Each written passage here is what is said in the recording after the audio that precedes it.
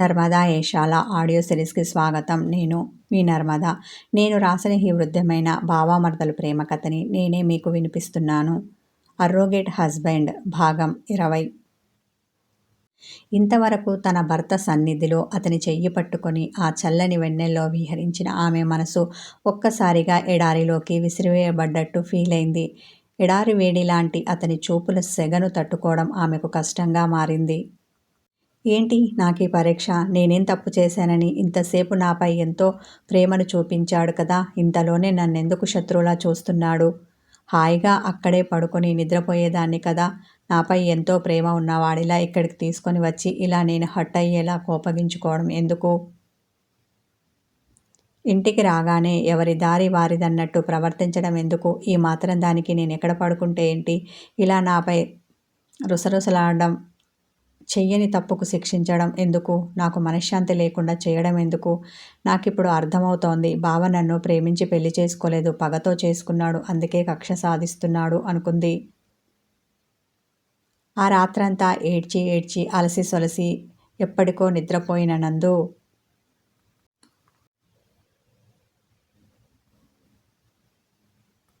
కాలానికి కష్టంతో పని లేదు, కన్నీళ్లతో పని లేదు. అది ఎప్పుడూ తన పని తాను చేసుకుపోతుంది.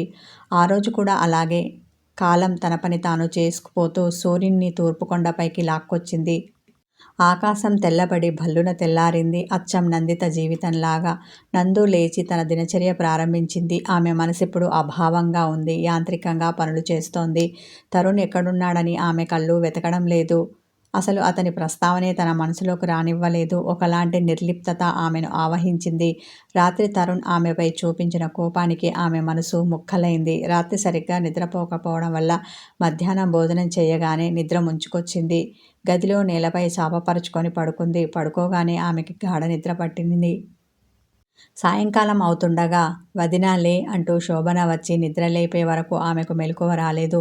కళ్ళు నలుపుకుంటూ లేచి కూర్చుంది. ఎవరెవరివో మాటలు వినిపిస్తున్నాయి. మన ఇంటికి ఎవరు వచ్చారు? గోలగోలగా ఉంది. శోభనను అడిగింది. నిన్న పెదనాన్న వాళ్ళ ఇంటికి వచ్చిన బంధువులందరూ మన ఇంటికి వచ్చారు అంది ఆమె. అవునా అనుకొని లేచి వచ్చి బంధువులందరినీ పలకరించింది. వాళ్ళందరికీ టీ పెట్టించింది. రాత్రి భోజనాలకు యమున ఏర్పాట్లు చేస్తుంటే ఆమెకు హెల్ప్ చేసింది నందు. మధ్యాహ్నం నందు పడుకున్నప్పుడు తరుణ్ భోజనానికి వచ్చాడు. వాళ్ళ అమ్మ భోజనం పెడితే తిన్నాడు. ఆ తర్వాత భ్రమరను శోభనను తన గదికి పిలిచాడు. భ్రమరకు పువ్వులు అల్లే పనిని, శోభనకు కొత్త దిండ్లు తయారు చేసే పనిని అప్పగించాడు. వాళ్ళు ఆ పనులు చేస్తుంటే తన గదిని అందంగా అలంకరించే పనిలో అతడున్నాడు. పెళ్లిల్లో ఫ్రెండ్స్ గిఫ్ట్గా ఇచ్చిన అందమైన ఫోటో ఫ్రేములను గోడలకు తగిలించాడు. గిఫ్ట్గా వచ్చిన బెడ్ ల్యాంపును సెల్ఫ్లో పెట్టి దానికి కరెంటు కలెక్షన్ ఇచ్చాడు. తలుపుకు కొత్త కర్టెన్ వేశాడు. అది పల్లెటూరు, పైగా పెంకుటిల్లు కావడం వల్ల అతని గదిలో గోడపై కప్పుకి దూలాలు వాసాలు ఉన్నాయి. అవి కనిపించకుండా తెల్లటి వస్త్రాన్ని కట్టాడు. ఇంతకుముందు చూసిన వాళ్ళు ఇప్పుడు ఆ గదిని చూస్తే గుర్తుపట్టరు. అంతగా దాని రూపురేఖలను మార్చాడు. ఆ గదిని సర్వాంగ సుందరంగా తీర్చిదిద్దాడు. ఈలోపు భ్రమర పువ్వులు అల్లడం పూర్తి చేసింది. శోభన దూదితో దిండ్లను తయారు చేసి తరుణ్ సిటీ నుంచి తెచ్చిన పిల్లో కవర్స్ను తొడిగింది. పడుకుని నిద్రపోతున్న నందుకు ఈ విషయాలేమీ తెలియవు. ఈ పనులన్నీ అయ్యేసరికి సాయంకాలమైంది. ఆ తర్వాతనే శోభన నందును దగ్గరికి వచ్చి ఆమెను నిద్రలేపింది. తరుణ్ గదిని అలంకరించడం అయిపోగానే ఎవరిని ఆ గదిలోకి రావద్దని చెప్పి బయటికి వెళ్ళాడు. నందుకు ముందు తన గదికి రావద్దని వార్నింగ్ ఇచ్చి ఉండడంతో ఆమె అటువైపు తొంగి చూడలేదు.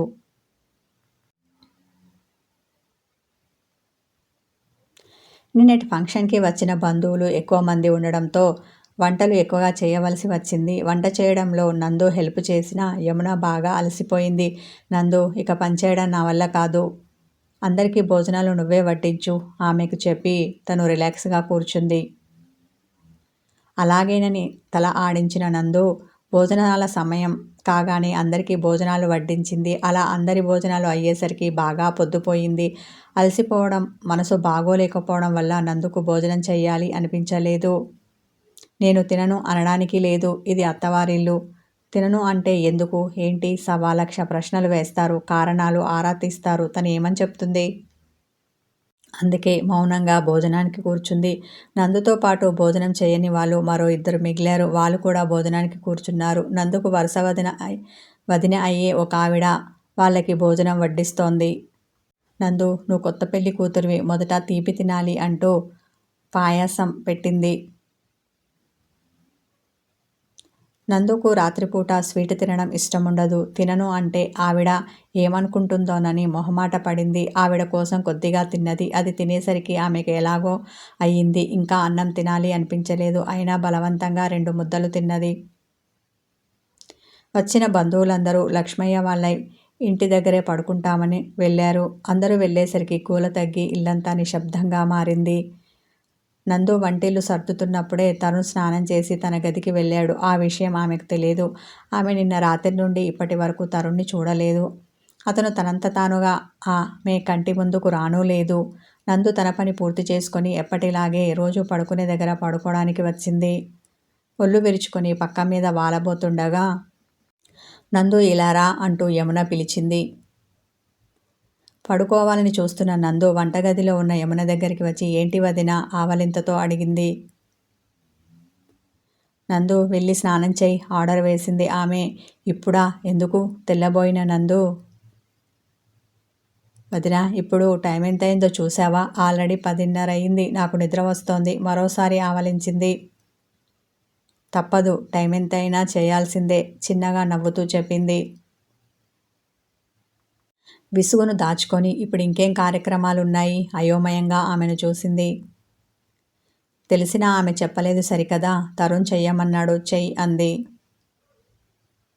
తరుణ్ పేరు వినగానే భయపడింది నందు.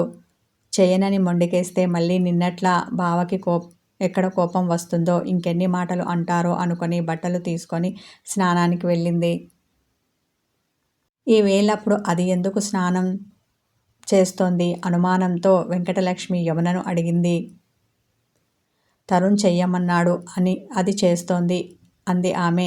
వేళగాని వేళ ఈ స్నానమేమిటో రుసరుసలాడింది వెంకటలక్ష్మి. యమున నర్మగర్భంగా నవ్వింది. విషయం వెంకటలక్ష్మికి అర్థమైంది. ఈరోజు వాళ్ళను ఒకటి చెయ్యకపోతే ఏమవుతుంది? ఇన్ని రోజులు ఆగిన వాళ్ళు ఇంకో 4 రోజులు ఆగలేరా? మీరందరూ వెళ్ళాక ఆ కార్యమేదో అప్పుడు చేసుకుంటారు గాని ఇప్పుడేం తొందరొచ్చింది? నువ్వు కూడా వాళ్ళకు వత్తాసు పలుకుతున్నావు. కూతుర్ని కోపగించుకుంది. అమ్మా, ఇప్పటికే వాళ్ళ పెళ్ళై చాలా రోజులైంది. పిల్లలకు స్కూల్ స్టార్ట్ అయ్యి మేం వెళ్ళాలి అంటే ఇంకో 1 నెల రోజులు పడుతుంది. అప్పటిదాకా వాళ్ళను దూరంగా ఉండమంటే ఎలా చెప్పు? కొత్తగా పెళ్ళైన వాళ్ళు అలా ఎలా ఉండగలుగుతారు? అయినా అత్తవారింట్లో ఇంటి నిండా చుట్టాలున్నప్పుడే కొత్త దంపతులకు శోభనం చేస్తారు మా దగ్గర అంది. మీ ఇంట్లో చేస్తారేమో కానీ మా దగ్గర అలా చెయ్యం. వెళ్ళి నీ తమ్మునికి ఈరోజు వద్దని చెప్పు చిరుకోపంతో అంది వెంకటలక్ష్మి.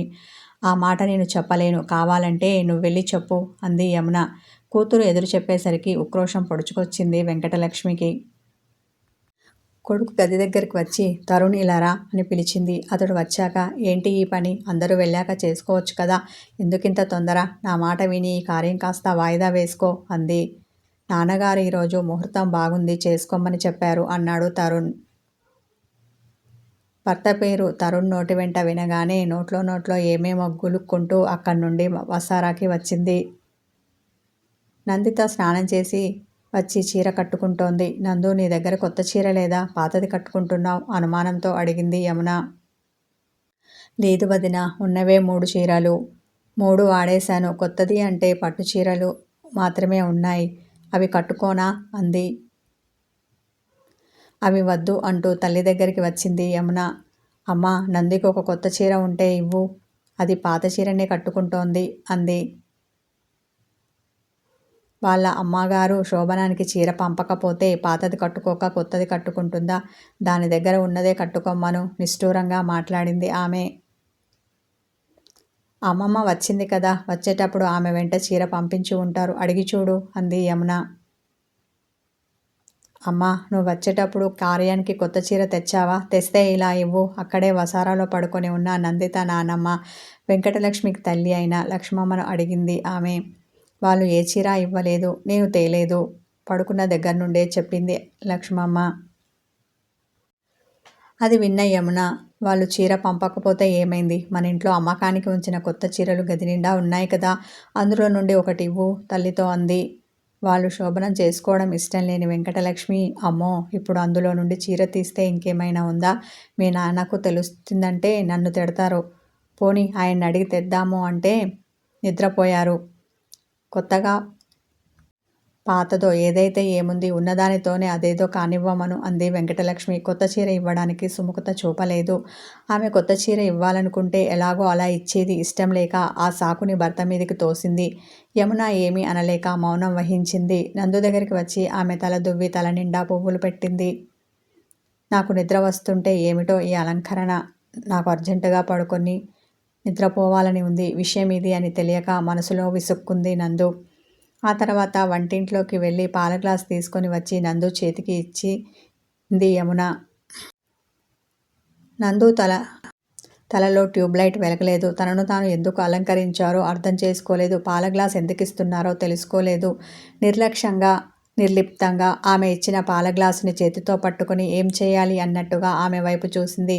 యమున ముసిముసిగా నవ్వుతూ, తరుణ్ ఆ గదిలో ఉన్నాడు, వెళ్ళు వేలితో చూపించింది.